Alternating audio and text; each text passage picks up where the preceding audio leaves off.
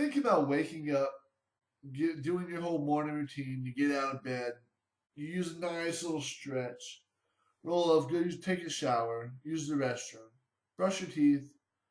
Oh, and also take a small dose of rat poison, insecticide, formaldehyde, and maybe some lighter fluid. This sounds pretty far-fetched, but all of these ingredients are all included in a cigarette.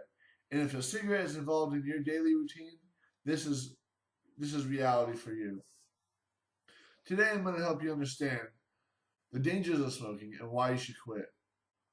We're going to look at the many of thousands of some of the many of thousands of ingredients that go into a cigarette. We're going to look at the health risks involved with yourself, also the health risks involved with others via secondhand smoke. According to About.com, to date, there are over 7,000 chemical compounds that go into cigarette smoke.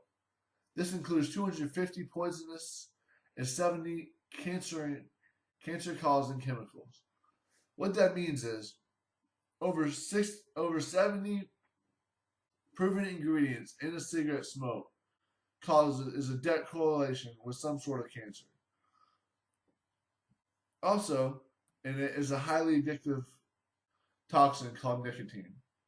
Nicotine acts as a stimulant of the brain, and what it does is it only reaches your brain just 6 seconds, and it acts as a calming agent for smoke in a smoker's bloodstream.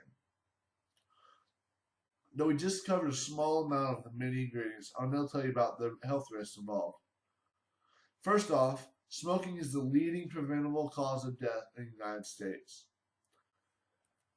Out of HIV, illegal drug use, alcohol use, motor vehicle injuries, and firearm-related injuries, if you add all those up, smoking causes more death than all of them combined.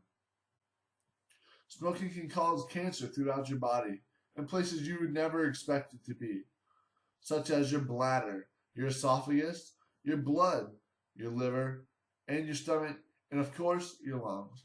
There are many more other places, but that's just to hit a couple points. According to the Center for Disease Control and Prevention, if nobody smoked at all, 1 out of every 3 cancer deaths in the United States would not happen. You know what this can mean for our country? Too bad no one ever wants to stop smoking. Now that you know that the harm you're doing yourself day by day, I'll explain to you the risks that you put others at via secondhand smoke. Secondhand smoke is either from a burning cigarette or from the cigarette smoke that has been exhaled by the smoker. Pretty much what it does is has the same exact effect as the regular smoker.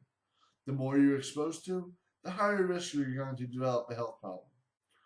About 3,400 non-smoking adults have died each year due to lung cancer via secondhand smoke. Now that you know the many risks that come with smoking, I'm going to recap on what we talked about. First, we talked about what goes into a cigarette. I explained to you the health risks and talked about all the different types of cancers that can be provided that cigarette smoke has been accounted for. Also, you're not only hurting yourself, but you're hurting others via secondhand smoke. We talked about what secondhand smoke was, how it's either burned from a lit cigarette, or it can be a smoke exhaled by a regular smoker. There are lots of different alternatives out there to get your fix and fight your addiction. If you go out there and look, I promise you, people will help you. Thank you very much.